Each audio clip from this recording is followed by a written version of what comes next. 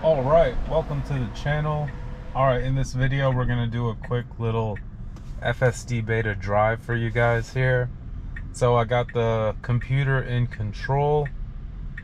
So this is what the car sees, the 3D visualization here in front of me, and it is getting ready to make a left. So here we go. Applying the steering wheel nag that it asked for. So here we go with the left turn. All right, pretty smooth job. All right, now we just need to continue straight. All right, very smooth. I don't think I could have done any different. Really good job about speeding up right into the speed limit. Very nice. All right, so this is a pretty narrow, hilly road here. So we're gonna see how FSD responds. Take a look ahead at what the computer sees, and as you can see, it notices the oncoming traffic. It's able to detect that that was a truck passing and that's a car. So based on what it sees in its surroundings, it makes decisions according to your navigation and the direction you're headed and the cars around you. So yeah, as you can see, no steering, no pedals. It's actually doing all that for me, and it's gotten really smooth. It's getting a lot better. It's able to read out the vector space really nicely and very bold compared to previous versions.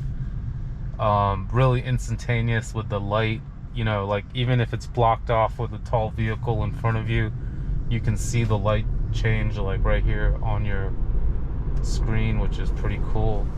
And yeah, really good job about speeding up and keeping a perfect safe distance, I would say.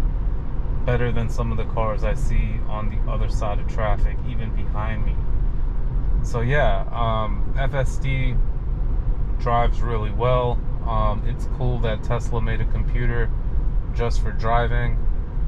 This is, of course, hardware 3 that I'm using, and they did recently upgrade their cameras actually, and they even removed one.